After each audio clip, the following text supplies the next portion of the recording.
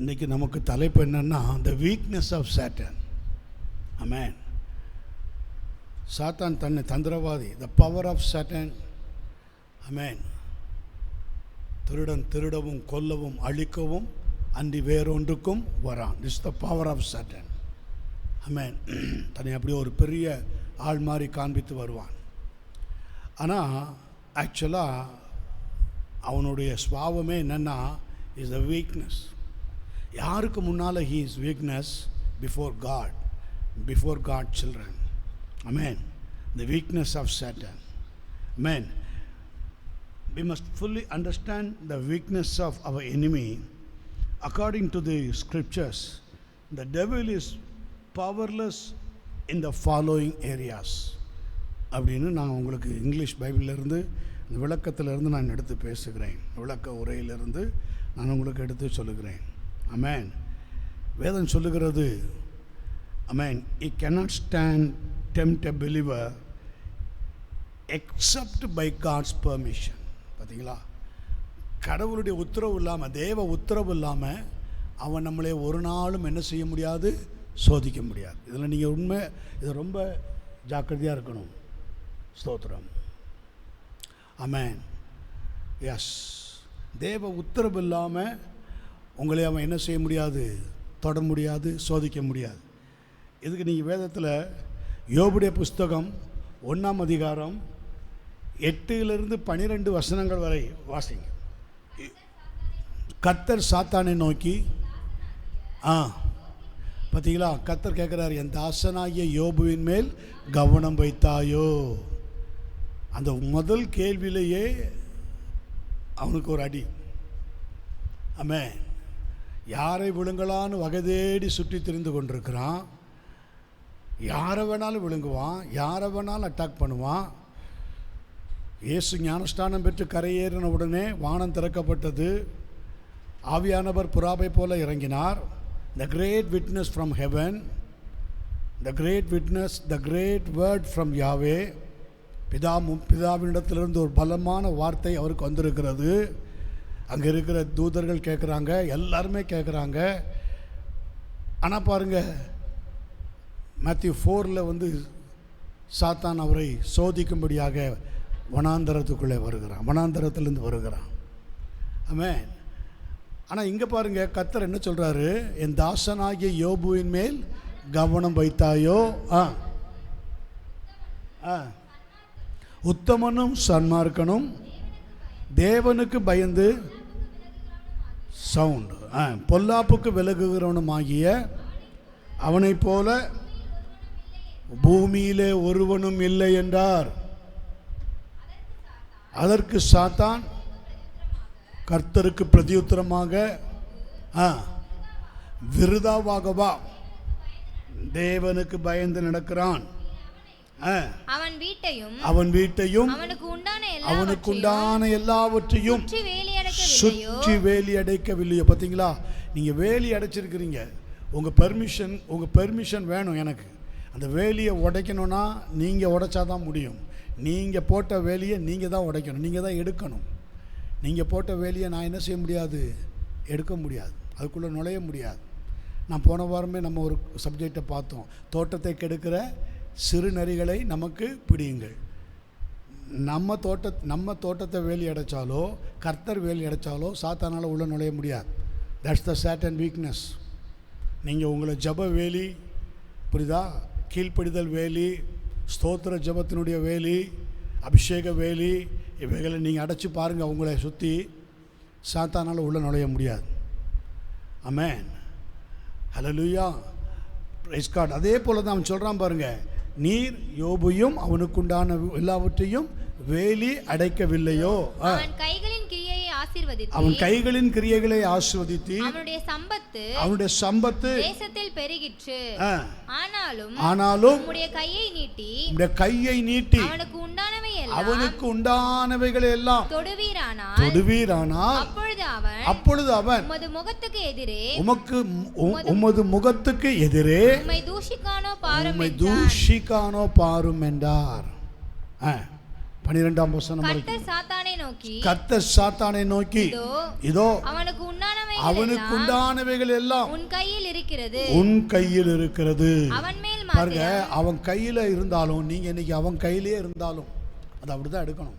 கர்த்தர் யோபுவே சொல்ற, அவனுக்கு உண்டானவைகள் எல்லாம் உன் கையில் இருக்கிறது. ஆமென். அவனுக்கு உண்டானவைகள் எல்லாம் எங்க இருக்குது? உன் கையில் இருக்கிறது. ஆமென். அவனுக்கு உண்டானவைகள் எல்லாம் உன் கையில் இருக்கிறது. நீங்களே இன்னைக்கு அவன் கையிலே இருந்தாலும் இந்த வாலிப வயதில், ஆமென், எவ்வளவோ டெம்ப்ட், எவ்வளவோ காரியங்கள் உங்களை சூழ்ந்து வருகிறது. எவ்வளவோ காரியத்தில் போராடுறீங்க, எவ்வளவோ காரியத்தில் அதிலிருந்து வரணும்னு பார்க்குறீங்க. நன்மை செய்ய வேண்டும் என்ற விருப்பம் எனக்குள்ளே இருக்கிறது, நன்மை செய்வதோ என்னிடத்தில் இல்லை. அந்த இல்லைங்கிற இடத்த ஃபில் பண்ணுறது யார்? டெவில். ஆமென். அந்த இல்லை, நன்மை செய்வது இல்லை அப்படின்னாலே நானே என்னை உணர்ந்து என்கிட்ட நன்மை செய்கிறது இல்லை. நீங்கள் உங்கள் வாயால் நீங்கள் அதை நீங்கள் அதை அறிக்கை செஞ்சிட்டாலே அது பிசாசுக்கு பெரிய கொண்டாட்டம். ஆமென். அப்போ நம்ம அவன் கரத்தில் வந்துடுறோம், உடனே அவன் கரத்தில் வந்துடுறோம். இதுதான் உண்மை. அப்போ தேவன் என்ன சொல்கிறாரு? இதோ அவனுக்கு உண்டான எல்லாம் உன் கரத்தில் இருக்கிறது, அவன் மேல் மாத்திரம் உன் கையை நீட்டு. பார்த்தீங்களா? அவன் மேல் மாத்திரம் கையை நீட்டாதே என்றார். அப்பொழுது சாத்தான் கர்த்தருடைய சந்நிதியை விட்டு புறப்பட்டு போனான். ஆமென். கர்த்தருடைய சந்நிதியை விட்டு புறப்பட்டு போனான். Praise God. அப்போ அவன் தேவனுடைய உத்தரவில்லாதபடிக்கு மேன் நம்மளை உங்களை என்ன செய்ய முடியாது? தொட முடியாது. ஆமென். நீங்கள் அப்போ தேவனுடைய, நீங்கள் உலகத்துக்குள்ளே இருந்தாலும், இந்த உலகம் யாருக்குள்ளே இருக்குதுன்னு பைபிள் சொல்லுது? உலகம் பொல்லாங்கனுக்குள்ளே இருக்கிறது. உலகம் பொல்லாங்கன்னா யார்? சேட்டன். சேட்டனுக்குள்ளே தான் அந்த உலகம் இருக்குது. கண்களின் இச்சை, மாம்சத்தின் இச்சை, ஜீவனத்தின் பெருமை, இவையெல்லாம் இந்த உலகத்தில் தான் இருக்குது. நம்ம இந்த உலகத்தில் தான் இருக்கோம். அப்போ நம்ம இன்றைக்கி பண்ணுற ட்ரெஸ்ஸஸ், உலக பிரகாரமான ட்ரெஸ்ஸஸ், நமக்கு வேதத்தில் ஆண்டவர் சொல்லி எழுதி வைத்திருக்கிறார். இப்படி தான் நம்ம ட்ரெஸ் பண்ணணும், இப்படி தான் நம்மளுடைய காரியங்கள் இருக்கணும், புறம்பான அலங்கரிப்பு உங்களுக்கு அவசியமாக இருக்கக்கூடாது. அப்போ அவன் எதிலெல்லாம் இருப்பான், எதிலெல்லாம் நமக்கு அவன் நம்மளை டெம்ப்ட் பண்ணுவான்னு உங்களுக்கு நல்லா தெரியும். நான் ஏற்கனவே சொன்னது போல் இன்றைக்கி இருக்கிற மொபைல், அந்த மொபைல்லையே இன்றைக்கி பிசாசு கண்டிப்பாக இருக்கிறான், இல்லாமலாம் இல்லை. ஆமென். அதை ஆஃப் பண்ணிவிட்டு நம்ம மற்ற காரியங்களை பார்க்குறதும், படிப்பு சம்மந்தமானதுக்கோ ஊழிய சம்மந்தமானதுக்கோ மற்ற காரியத்துக்கோ பார்க்குறதும், நன்மையும் தீமையும் இதோ உனக்கு முன்பாக வைக்கிறேன் கர்த்தர் சொல்லுகிறார் இல்லையா? நன்மையும் இருக்குது, அதில் தீமையும் இருக்குது. அப்போ நம்ம எதை சூஸ் பண்ணுறோமோ அதை பொறுத்து தான் கர்த்தர் நம்ம கூட இருப்பார். ஆமென். கர்த்தர் நம்ம கூட இருப்பார். அப்போ கர்த்தர் நம்ம கூட இருந்தால் நம்மளை டெம்ப்ட் பண்ணணும்னா தேவனுடைய உத்தரவு இல்லாமல் பிசாசு என்ன செய்ய முடியாது? நம்மளைய டெம்ப்ட் பண்ண முடியாது, உங்களை சோதிக்க முடியாது. இயேசுவும் பாருங்கள், மத்தேயு 4ஆம் அதிகாரம் 1ஆம் வசனத்தில் ஆவியானவராலே பிசாசினாலே சோதிக்கப்படுவதற்கு ஆவியானவராலே வனாந்தரத்துக்கு கொண்டு போகப்பட்டார். அங்கே இருக்குது பார்த்தீங்களா? வனாந்தரத்துக்கு கொண்டு போகப்பட்டார்.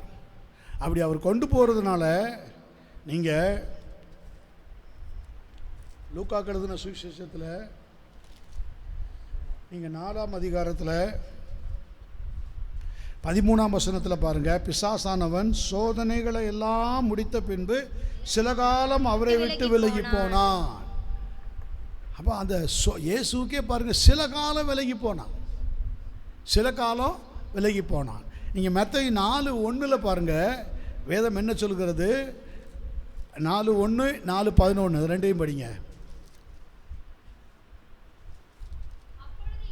அப்பொழுது இயேசு பிசாசினால் சோதிக்கப்படுவதற்கு ஆவியானவராலே வனாந்தரத்திற்கு கொண்டு போகப்பட்டார். Jesus was led by the Holy Spirit. ஆமென். எதற்கு? பிசாசினாலே சோதிக்கப்படுவதற்கு. ஆமென். இப்போ 11ஆம் வசனத்தை வாசிங்க. அப்பொழுது பிசாசானவன், ஆமென், லூக்கா 4:13 என்ன பார்த்தீங்க? சில காலம் அவரை விட்டு விலகி போனான். இங்க பாருங்க, இங்க என்ன போட்டிருக்கு? அப்பொழுது பிசாசானவன் அவரை விட்டு விலகி போனான். ஹல்லேலூயா. உடனே தேவதூதர்கள் வந்து அவருக்கு பணிவிடை செய்தார்கள். ஆமென். அப்போ he cannot tempt a believer except by God's permission, God's allow. தேவ உத்தரவு இல்லாமல் பிசாசு உங்களை என்ன செய்ய முடியாது, தொட முடியாது. அதுலேருந்து என்ன தெரியுது, இந்த வீக்னஸ் ஆஃப் சாட்டன், அது உண்மை. சாத்தானை பார்த்து நீங்கள் பயப்பட தேவையில்லை. ஐயோ நம்மளை வாழ்க்கை அப்படி பண்ணிடுவான் இப்படி பண்ணிடுவான், நான் அவனுக்கு கொஞ்சம் இடம் கொடுத்துட்டேன். ஆமென். அவனுக்கு உண்டானது எல்லாம் நமக்கு உண்டானதெல்லாம் அவன் கையில் தான் இருக்குது. ஆனால் எல்லாவற்றை காட்டிலும் நம்முடைய சுவாஸ் கர்த்தர் இன்னொன்று சொல்கிறார், அவன் ஜீவனை மாத்திரம் நீ எடுக்கக்கூடாது. அவன் ஜீவன் யார் கரத்தில் இருக்கிறது? நம்முடைய யோபு ஜீவன் யார் கரத்தில் இருக்கிறது? கர்த்தருடைய கரத்தில் இருக்கிறது, தேவனுடைய கரத்தில் இருக்கிறது. உங்கள் ஜீவன் இன்னும் யார் கரத்தில் இருக்கிறது? ஆமென். திருடன் திருடவும் கொல்லவும் அழிக்கவும் என்று வேறொன்றுக்கும் வரான், நானோ அவைகளுக்கு ஜீவன் உண்டாக இருக்கவும் அது பரிபூர்ணப்படவுமே வந்தேன். பரிபூர்ணப்படவுமே இயேசு வருகிறார். அப்போ சங்கீதம் 103 சங்கீதத்தில் 14 வசனம் சொல்லுகிறது, நம்முடைய உருவம் இன்னதென்று அவர் அறிவார், நாம் மண் என்று நினைவு கூறுகிறார். நம்முடைய உருவம் யாருடையது? We are God's image. Amen. Adam was God's image. தேவனுடைய சாயல், தேவனுடைய சிருஷ்டிப்பு. ஆதாமின் சந்ததிகளாகிய நாம் எல்லாருமே, கிறிஸ்துவின் சந்ததிகளாகிய நாம் எல்லாருமே, கிறிஸ்துவின் சாயலாக சிருஷ்டிக்கப்பட்டிருக்கிற நாம் எல்லாருமே காட்ஸ் இமேஜ். அப்போ தேவன் வேதம் சொல்லுகிறது, நம்முடைய உருவம் இன்னதென்று அவர் அறிவார், நாம் மண் என்று நினைவு கூறுகிறார். ஆமென். Praise God. நம் மண் என்று நினைவு கூறுகிறார். செகண்டாக ஒரு காரியம் இருக்கிறது, he will not allow Satan to go beyond this breaking point. 1 கொரிந்தியர் 10 வசனத்தில், மனுஷருக்கு நேரிடுகிற சோதனை அல்லாமல் வேற சோதனை உங்களுக்கு நேரிடவில்லை. 1 கொரிந்தியர் 10:13, மனுஷனுக்கு நேரிடுகிற சோதனை அல்லாமல் வேற சோதனை உங்களுக்கு நேரிடவில்லை. தேவன் உண்மை உள்ளவராக இருக்கிறார், உங்கள் திராணிக்கு மேலாக நீங்கள் சோதிக்கப்படுவதற்கு அவர் இடம் கொடாமல். அப்போ உங்கள் திராணிக்கு மேலாக இந்த டெம்ப்டேஷன் வந்து எப்படின்னு கேட்டிங்கன்னா, ஆமென், மனுஷருக்கு நேரிடுகிற சோதனை. யோபுக்கு நேரிட்ட சோதனை என்ன சோதனை? மனுஷருக்கு நேரிட்ட சோதனை தான். ஆனால் அது யார் மூலமாக அந்த சோதனை வருது? பிசாசு மூலமாக. அது யார்கிட்ட உத்தரவு வாங்கிட்டு வருது? கர்த்தர்கிட்ட உத்தரவு வாங்கிட்டு வருது. நம்ம தேவ சாயல தேவனுடைய செய்கையாக, தேவனுடைய சாயலாக நம்ம சிருஷ்டிக்கப்பட்டிருப்போம். பாருங்கள், ஆதாம் ஏவாளை கூட அது அங்கே ஒரு பெரிய ஃபெயிலியர் என்னென்னா, எடுத்த உடனே அவனால் சோதிக்க முடியாது. அவனை உள்ளே விட்டது தான் ஆதாம் தவறு. தோட்டத்தை காக்கவும் பண்படுத்தவும் கர்த்தர் யாரை வைத்தார்? ஆதாமை வைத்தார். சாத்தான் எப்படி உள்ளே நுழைஞ்சான்? தோட்டத்துக்கு வெளியே இருந்த சாத்தான் எப்படி உள்ளே நுழைஞ்சான்? அடைக்கப்பட்ட தோட்டத்தில் அவன் இல்லை. வேதம் சொல்லுகிறது, ஆதியாகமம் 3 அதிகாரத்தில் 1 வசனத்தில், தேவன் உண்டாக்கின சகல காட்டு ஜீவன்களில் சர்ப்பமானது தந்திரமுள்ளதாக இருந்தது. சர்ப்பம் தந்திரமுள்ளதாக இருந்தது. அப்போ தோட்டத்துக்கு வெளியே இருந்தது. அது எப்படி உள்ளே வந்தது? ஆதாமுடைய ஃபெயிலியர். அதான் நான் சொன்னேன், நீ அவனை சுற்றி வேலி அடைக்கவில்லையோ. யோபு குறித்து பிசாசு கேட்குதில்ல, நீங்கள் கர்த்தருடைய வேலி இல்லை, தேவன் உங்களுக்கு சொல்லி நீங்கள் போற்ற உங்களை பண்படுத்தவும் காக்கவும்னா என்ன அர்த்தம்? காக்கவும் என்னது? வேலி தானே. ஆமென். காக்கிறதுக்கு, பண்படுத்தவும் காக்கவும். ஆமென். கர்த்தர் யாருக்கு அதிகாரம் கொடுத்த, யாருக்கு அந்த கட்டளை கொடுத்தார்? ஆதாமுக்கு. அப்போது உங்களுக்கு கொடுத்த கட்டளையை நீங்கள் மீறும்போது ஈஸியாக பிசாசு அதில் நோழும். ஆனால் அது வந்து எப்படி வந்துடும்னா, மனுஷருக்கு நேரிடுகிற சோதனையே அல்லாமல் 1 கொரிந்தியர் 10:13 வேறே சோதனை உங்களுக்கு நேரிடவில்லை. தேவன் உண்மை உள்ளவராக இருக்கிறார், உங்கள் திராணிக்கு மேலாக நீங்கள் சோதிக்கப்படுவதற்கு அவர் இடம் கொடாமல் தாங்கத்தக்கதாக சோதனையோடு கூட அதற்கு தப்பிக்கொள்ளும்படியாக போக்கையும் உண்டாக்குவார். But will with the temptation also make a way to escape. அப்படிதான் போட்டிருக்கு. எஸ்கேப்னா என்னது? தப்பிக்கிறது. உங்களுக்கு எத்தனையோ சந்தர்ப்பத்தை தேவன் தருகிறார், தப்புவதற்கு சந்தர்ப்பம் தருகிறார். ஆமென். கண்ணி தெரித்தது குருவி தப்பினது. ஜெபிக்கிறாங்க, உங்கள் தாய்மார்கள் ஜெபிக்கிறாங்க, சபை ஜெபிக்குது, ஊழியக்காரங்க ஜெபிக்கிறாங்க, உங்கள் ஃப்ரெண்ட்ஸ் ஜெபிக்கிறாங்க, எத்தனையோ பேர் ஜெபிக்கிறாங்க. இந்த சபை மேலே பாரம் வச்சு ஜெபிக்கிற எத்தனையோ பரிசுத்தவான்கள் இருக்கிறாங்க. புரியுது அவங்களுக்கு? அவங்கெல்லாம் ஜெபிக்கும்போது பிசாசு உங்களுக்கு விரோதமாக கண்ணியவே கொண்டு வரும்போது அந்த கண்ணி என்ன செய்கிறது? தெரிக்குது. கண்ணி தெரிக்குது. அதனால தான் ஒவ்வொரு ப்ராப்ளத்துலேயும் நீங்கள் சில பிள்ளைகளை பிசாசு ஏதாவது ஒரு கண்ணியில் விழ வைக்கிறதுக்கு பயங்கரமாக போராடி நம்ம பார்த்துருக்குறோம். யாரையுமே விட்டு வைக்க மாட்டான். புரியுதா? எல்லாரும் தான், இன்னாரும் தான் கிடையாது.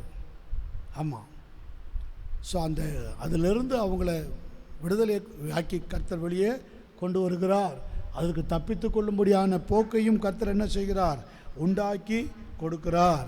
அப்போ அது பிசாசுகிட்ட சொல்லணும், இது மனுஷருக்கு நேரிடுகிற சோதனை தான். புரியுதா? ஏசப்பாவே நீ சோதிச்ச, ஆனால் சோதிச்ச என்ன ஜெயிச்ச? நீயா ஜெயிச்ச? கர்த்தர் தான் ஜெயித்தார். சில காலம் விலகி போனேன், அப்புறம் ஒரே அடியாக போனேன், அப்புறம் ஒரே அடியாக சிலுவையில் ஒன்று என்ன செய்துட்டார்? ஜெயிச்சிட்டார். ஸ்தோத்திரம். அல்லேலூயா. ஆமென். புரியுதா? ஆமென். அப்போ இந்த டெம்டேஷன் ஆஃப் டெவிலில் பிடிச்சி நீங்கள் கலங்கக்கூடாது, பயப்படக்கூடாது. ஆமென். மூன்றாவதாக ஒரு காரியம் இருக்கிறது. You only allow the temptation in the first place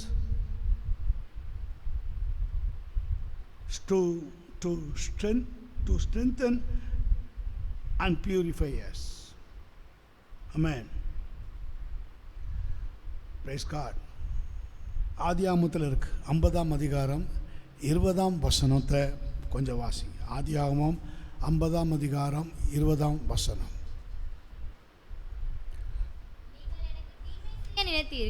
முதல்ல உங்களுக்கு ஒரு சோதனை வருதுன்னு வைங்க. இயேசுவுக்கு முதல்ல என்ன சோதனை வந்தது? ஆவியானவரால் இப்போ படிச்சிங்கல்ல, பிசாசினாலே சோதிக்கப்படுவதற்கு வந்ததில்ல.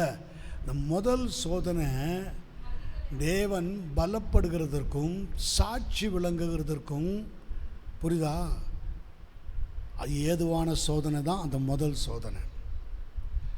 ஆமென்.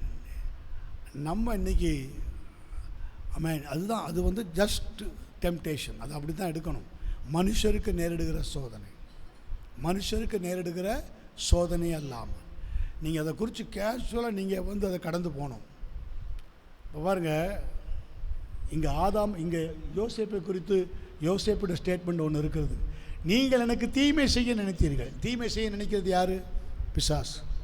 யார் மூலமாக அதை செய்ய வைக்கிறான்? சகோதரர்கள் மூலமாக, இஸ் ஓன் பிரதர்ஸ். அப்போ தீமையை நன்மையாக மாற்றுகிறது மூலமாக பிசாசை நம்ம தோக்கடிக்க முடியும். இது ரொம்ப முக்கியமான ஒன்று. யோசேப்பு இதை தான் செய்தான். யோசேப்புக்கு நேர்ந்த ஃபஸ்ட்டு டெம்டேஷன், முதல் டெம்டேஷன் அது. புரியுதா? சொந்த சகோதரர்களால் ஓன் பிளட், அவங்களாலே வஞ்சிக்கப்பட்டான், அவங்களாலே அவன் மோசம் போக்கப்பட்டான். காரணமில்லாமல் பகைத்தாங்க, காரணமில்லாமல் அவனை வெறுத்தாங்க, காரணமில்லாமல் அவனை பகைத்தாங்க. அதுக்கு யார் உடந்தையாக இருந்தா? பிசாஸ். அதான் சொல்லப்படுகிறது, நீங்கள் எனக்கு தீமை செய்ய நினைத்தீர்கள், தேவனோ இப்பொழுது நடந்து வருகிறபடியே வெகு ஜனங்களை உயிரோடு காக்கும்படிக்கு அதை நன்மையாக முடிய பண்ணினார். ஆமென். நீங்கள் அதை தீமையை நன்மையினால் வெல்லணும். தீமையை நன்மையினால் வெல்றது இதுதான்.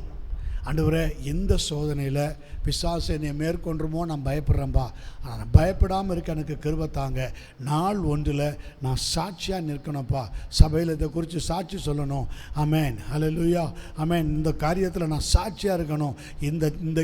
இந்த சோதனையில் நான் அதை ஆமென் சாட்சியாக அதில் வெளியில் வந்து இந்த காரியத்தை நான் நன்மையாக மாற்ற எனக்கு யோசேப்புக்கு எப்படி கிருபை கொடுத்தீங்களோ. ஆமென். யோசேப் பாருங்கள், அது எப்படி எடுக்கிறான் பார்த்தீங்களா அந்த சோதனையை.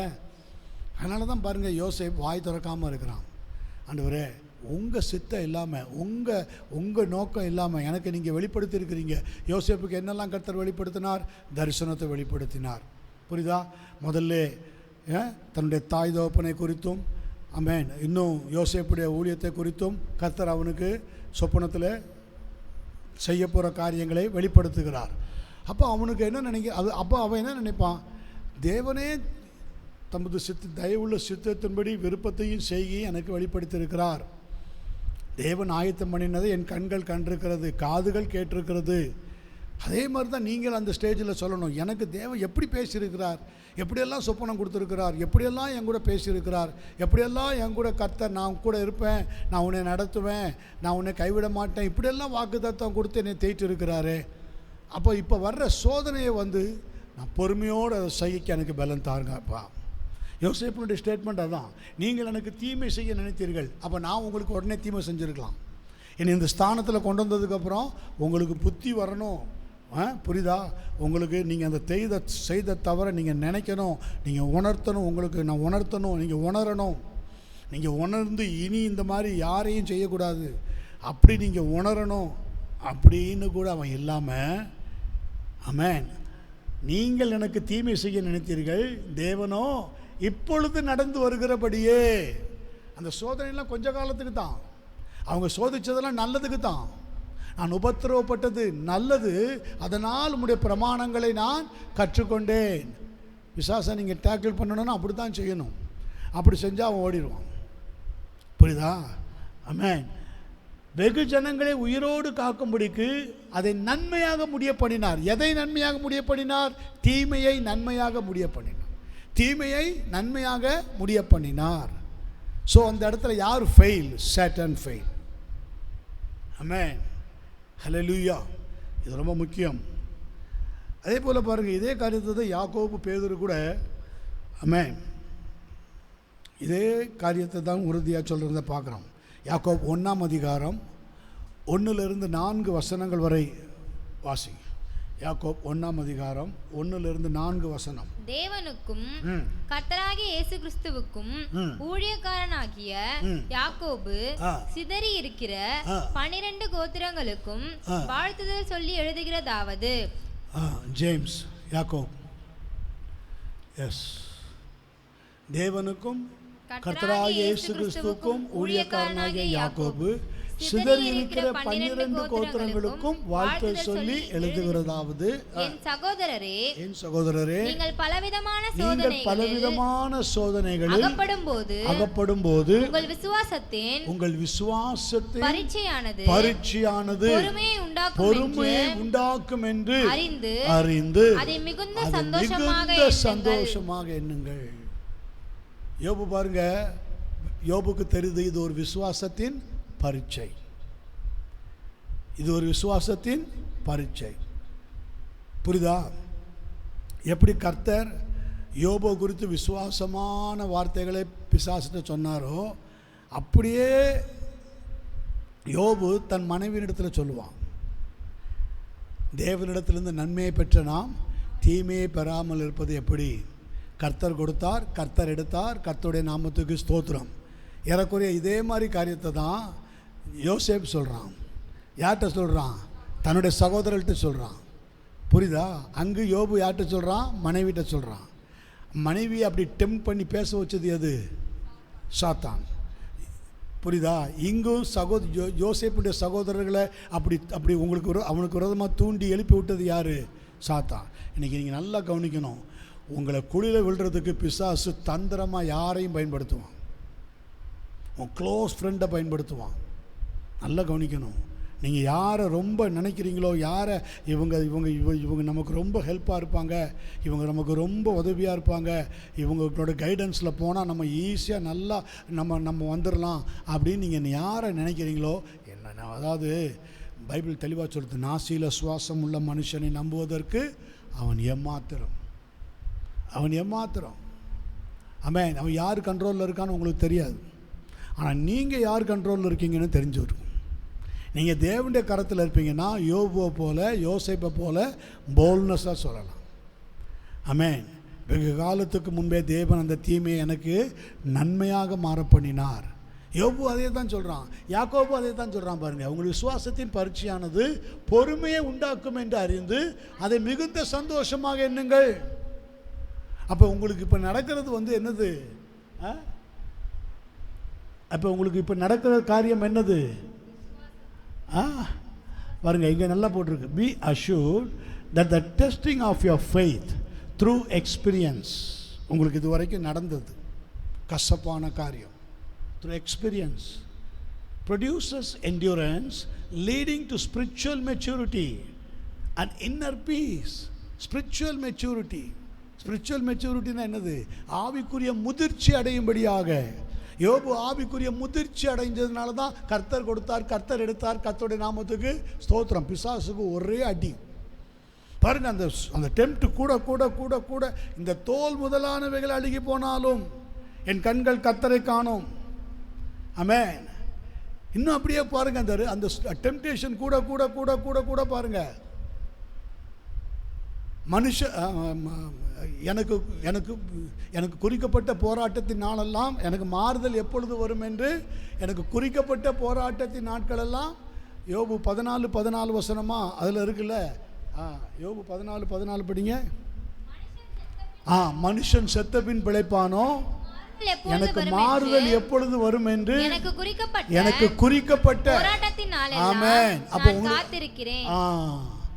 எனக்கு குறிக்கப்பட்ட போராட்டத்தின் நாளெல்லாம். ஹல்லேலூயா, ஆமென். I will wait all the days of my struggle until my change and release will come. Praise God. அப்போ நீங்கள் இப்போ அனுபவித்து கொண்டிருக்கிற டெம்ப்டேஷன், ஆமென், அவைகளெல்லாம் டைமிங். நல்லா தெரிஞ்சுக்கணும், உங்களுக்கு பர்மனெண்ட்டாக கிடையாது. ஈஸியாக நீங்கள் அதை என்ன பண்ணலாம்? யாக்கோபு 1 நீங்கள் படிச்சிங்களே, மீண்டும் படிங்க அதை. இல்ல 2ஆம் வசனத்துல இருந்து. என் சகோதரரே, நீங்கள் பலவிதமான சோதனைகளில் அகப்படும் போது உங்கள் விசுவாசத்தின் பரீட்சையானது பொறுமையை உண்டாக்கும் என்று அறிந்து அதை மிகுந்த சந்தோஷமாக எண்ணுங்கள். யோபு என்ன மாதிரி எண்ணணும்? அடுத்தது யாரு? யோசேப் என்ன மாதிரி எண்ணணும்? புரியுதா? மிகுந்த சந்தோஷமா எண்ணணும்.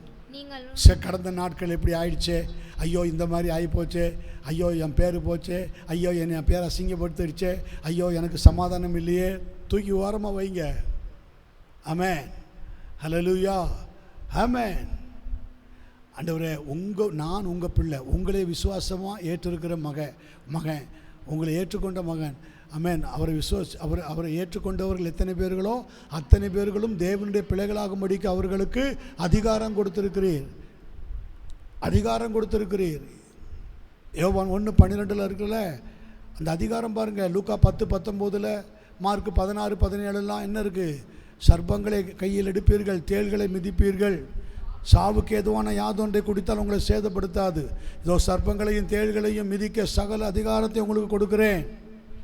சகல அதிகாரம் உங்களுக்கு, சகல அதிகாரம் இருக்கு. ரைஸ் 4ஆம் வசனத்தை வாசிங்க. யாக்கோபு 1:4. ஒன்றிலும் குறைவுள்ளவர்களாய் இராமல் பூரண நிறைவுள்ளவர்களாயும், மன்னிக்கவும், பூரணராயும் நிறைவுள்ளவர்களாயும் இருக்கும்படி பொறுமையானது பூரண கிரியை செய்ய கடவது. ஸோ இதில் நீங்கள் ரொம்ப ரொம்ப முக்கியமாக இருக்கணும். ஒரு காரியத்தில் சிக்கிட்டோம், ஒரு காரியத்தில் மாட்டிட்டோம், ஒரு காரியத்தில் ட்ரபிள் என்னை போட்டு ரொம்ப ட்ரபிள் பண்ணுது, ரொம்ப என்னைய கார்னர் பண்ணுது, என்னைய ரொம்ப ஒரு கார்னரில் கொண்டு போய் நசுக்குது, நெருக்குது. ஆமென். பொறுமையாக இருக்கணும். இதில் தேவன் என்னை கடந்து வர்றதுக்கு நிச்சயமாக ஒரு வழியை வைத்திருப்பார். இதில் நான் லகுவாய் கடந்து போவேன். இயேசு இதே பாதையில் கடந்து போயிருக்கிறார். உலகத்தில் உங்களுக்கு உபத்திரவம் உண்டுன்னு சொல்லியிருக்கிறார். நான் இந்த உலகத்தை ஜெயித்தேன்னு சொல்லியிருக்கிறார். அப்போ நான் ஏன் என்னால் ஜெயிக்க முடியாது? நான் தேவனுடைய பிள்ளை, இயேசுடைய பிள்ளை. ஆமென். என்னை கர்த்தர் அவர் நம்மை நினைவு கூறுகிறார் இல்லையா? ஆமென். அப்படி தானே பார்த்தோம் 103ஆம் சங்கீதத்தில், நம்முடைய உருவம் இன்னதென்று அவர் அறிகிறார். எல்லாவற்றுக்கும் மேலே தெரியுமா? எல்லாவற்றுக்கும் மேலே பழைய ஏற்பாட்டு பரிசுத்தவான்கள் யாருக்கும், யோபுக்கு கிடைக்காத ஒரு பெரிய பாக்கியம் என்ன தெரியுமா? நீங்கள் தேவனுடைய ஆலயம். ஹல்லேலூயா, ஆமென். 1 கொரிந்தியர் 3:16 படி நீங்கள் யார்? தேவனுடைய ஆலை, தேவனுடைய ஆவி உங்களில் வாசமாக இருக்கிறார். உங்களை சூழ தூதர்கள் பாளையம் இறங்கியிருப்பாங்க தெரியுமா? எப்படி இயேசுக்கு பணிவிட செய்ய வந்தாங்களோ அதே போல். ஏன்னா உங்களுக்குள்ளே இருக்கிற ஆவியானவருக்கு கொடுக்குற கணம். அதனால தான் நீங்கள் பாதுகாக்கப்படுறீங்க. கிருபையின் காலத்து பிள்ளைகள் அதிகமாக பாதுகாக்கப்படுறது எதனால தெரியுமா? உங்களுக்குள்ளே தேவன் இருக்கிறார். உங்களுக்குள்ளே தேவன் இருக்கும்போது பிசாசு உங்களை தொட முடியுமா? சொல்லுங்கள் பார்க்கலாம். எந்த இச்சையிலையாவது உங்களை நெருங்க முடியும், தொட முடியுமா? கண்களின் நிச்சயம், மாம்சத்தின் நிச்சயம், ஜீவனத்தின் பெருமையில் உங்களை தொட முடியுமா? முடியாது. பாருங்கள், அன்றைக்கி இயேசுக்காது அதுதான் இயேசு சொன்னார், என்னை காட்டிலும் பலத்த அற்புதங்களை செய்வீர்கள், என்னை காட்டிலும் பரிசுத்த ஆவியானவர் உங்களை கொண்டு பலமான காரியங்களை செய்வார். இயேசுவோடு கூட தான் ஆவியானவர் நடந்து வந்தார். இன்றைக்கி உங்களுக்குள்ளே எனக்குள்ளே இருக்கிறார், இயேசுக்குள்ளே இருக்கிறார். லூக்கா 4:18 சொல்கிறார், கர்த்தருடைய ஆவியானவர் என் மேல் இருக்கிறார். Matthew 4:1 Jesus was led by Holy Spirit. Luke 4:1 Jesus was filled with the Holy Spirit. அவருக்குள்ளே நிரம்பி இருந்தவராக இருந்தார். ஸோ லூக்கா 4:18 அதை கன்ஃபார்ம் பண்ணுறார் தேவன். நீங்கள் கன்ஃபார்ம் பண்ணணும், உங்களுக்குள்ளே தேவன் இருக்கிறார். ஸ்தோத்திரம். உங்களை பிசாசு எளிதில் தொட முடியாது, சும்மா தொட்ட முடியாது, உங்களை சும்மா தொட்டி டெம்ப்ட்லாம் ஆக்க முடியாது. ஆமென். ஹல்லேலூயா. யாக்கோபு 1:12 மனுஷன் பாக்கியவான், அவன் உத்தமன் என்று விளங்கின பின்பு கர்த்தர் தம்மிடத்தில் அன்பு கூறுகிறவர்களுக்கு வாக்குத்தத்தம் பண்ணின. பாத்தீங்களா? அப்ப சோதனையை சகிக்கிற மனுஷன் பாக்கியவான். Blessed, happy, spiritually prosperous, favored by God. Amen. Hallelujah. Is the man who is steadfast under trial and perverse when tempted. Perseveres. Yes, perseveres when tempted. Amen. Hallelujah.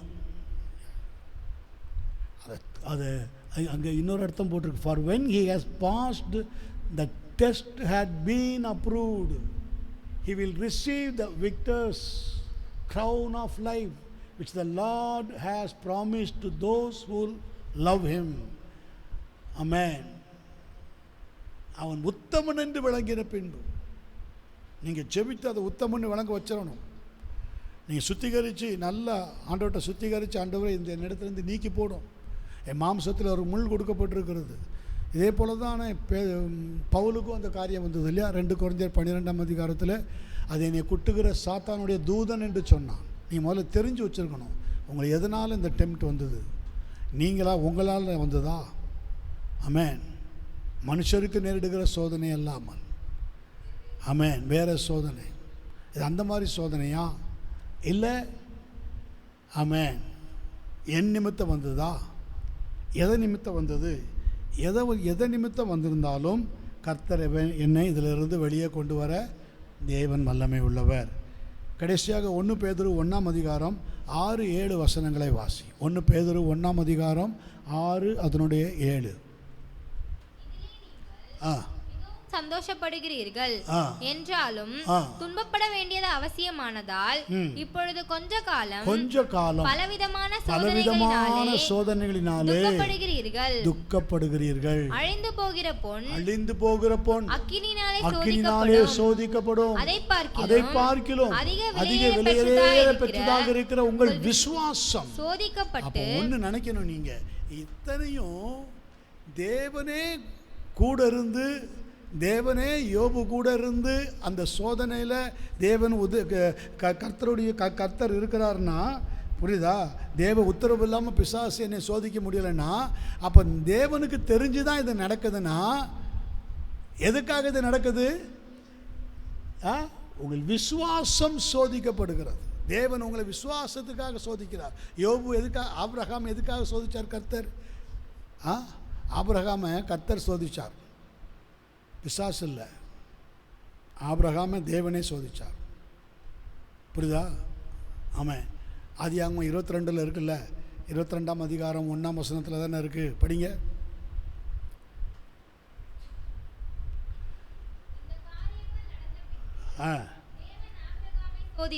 பார்த்தீங்களா? தேவனே சோதித்தார். அப்போ இங்கே பிசாசு சோதித்தாலும் தேவ உத்தரவு இல்லாமல் உங்களை என்ன செய்ய முடியாது, சோதிக்க முடியாது. அதை மட்டும் நீங்கள் நல்லா தெரிஞ்சிருக்கணும். சரியா? சோத்திரம். அப்போ these are the weakness of Satan. அதை நீங்கள் நல்லா தெரிஞ்சிருக்கணும். பிசாசு ஒரு தன்னை பலவானா, தன்னை ஒரு பெரிய டெம்ப்டராக, தன்னை ஒரு பெரிய ஆளாக காமிச்சு வருவான். ஆனால் is very poor. Amen, amen. Is very weakness. Amen, hallelujah. அதை நம்ம நல்லா அறிந்திருக்கணும், புரிஞ்சிருக்கணும். நம்முடைய எதிராளியுடைய வீக்னஸை நீங்கள் நல்லா தெரிஞ்சுக்கணும். அவனை முந்த விடக்கூடாது. அவன் நம்முடைய வீக்னஸை தெரிஞ்சு நம்மளை அடிக்கிறதுக்கு முன்னாடி அவனுடைய வீக்னஸை நம்ம என்ன செய்திருக்கணும், தெரிஞ்சிருந்து அவனை கண்டம் பண்ணணும். இன் த நேம் ஆஃப் ஜீசஸ் உன்னை கடிந்து கொள்கிறேன்னு சொல்லுங்கள். அமேன். உங்களை விட்டு விலகி போவான். ஜெபம் பண்ணுவோமா? தகப்பனே உமக்கு ஸ்தோத்திரம். தேவனுக்கு கீழ்ப்படிந்திருங்கள், பிசாசுக்கு எதிர்த்து நில்லுங்கள், அப்பொழுது அவன் உங்களை விட்டு விலகி போவான் என்று ஆண்டவரே யாக்கோப் 4ஆம் அதிகாரத்தில் சொன்னது போல இன்றைக்கும் ஆண்டவரே நம்முடைய பிள்ளைகள் ஆண்டவரே யோபு அத்தனை பாடுகளுக்கு மத்தியிலும் பொறுமையோடு கூட கீழ்ப்படிந்து பிசாசை ஜெயித்தது போல, ஆண்டவரே யோசேப் ஜெயித்தது போல, ஆண்டவரே பரிசுத்தவான்கள் ஜெயித்தது போல இயேசுவே நீர் ஜெயித்திருக்கிறீரப்பா. எங்களுக்கு அடையாளமாக நீர் இந்த பூமியிலே ஜெயித்திருக்கிறீர். அவனுடைய துரைத்தனங்கள் அதிகாரங்கள் எல்லாவற்றையும் சிலுவையிலே ஆணி அடித்து வெற்றி சிறந்திருக்கிறீர். அதை ஏற்றுக்கொண்ட பிள்ளைகள் எத்தனை பேர்களோ அத்தனை பேர்களும் உங்களுடைய பிள்ளைகள் என்கிற அதிகாரத்தை கொடுத்திருக்கிறீர். இன்றைக்கு நம்முடைய அதிகார பிள்ளைகளாக இருக்கிற இவர்களை கர்த்தர் நடத்த வேண்டிய வழியில் நடத்த ஜெபிக்கிறேன். அவருடைய வலக்கரத்தை பிடித்து பயப்படாதே, திகையாதே, நான் உன் தேவன், நான் உன்னை பலப்படுத்தி உனக்கு சகாயம் செய்வேன், என் நீதியின் வலது கரத்தினால் உன்னை தாங்குவேன் என்று சொல்லி தாங்கி நடத்த ஜெபிக்கிறேன். இயேசு கிறிஸ்துவின் நாமத்தினால் பிதாவே, ஆமென். ஆத்துமாவே கர்த்தரை ஸ்தோத்திரி, முழு உள்ளமையுடைய பரிசுத்த நாமத்தை ஸ்தோத்திரி. ஆத்துமாவே கர்த்தரை ஸ்தோத்திரி. கர்த்தர் செய்த சகல நன்மை விவகாரங்களையும் ஒருபோதும் மறவாதே. ஆமென். அடுத்த வாரத்தில் நம்ம இன்னொரு சாத்தானுடைய வீக்னஸில் இன்னொரு சப்ஜெக்டில் நம்ம அதை பார்ப்போம். Praise God.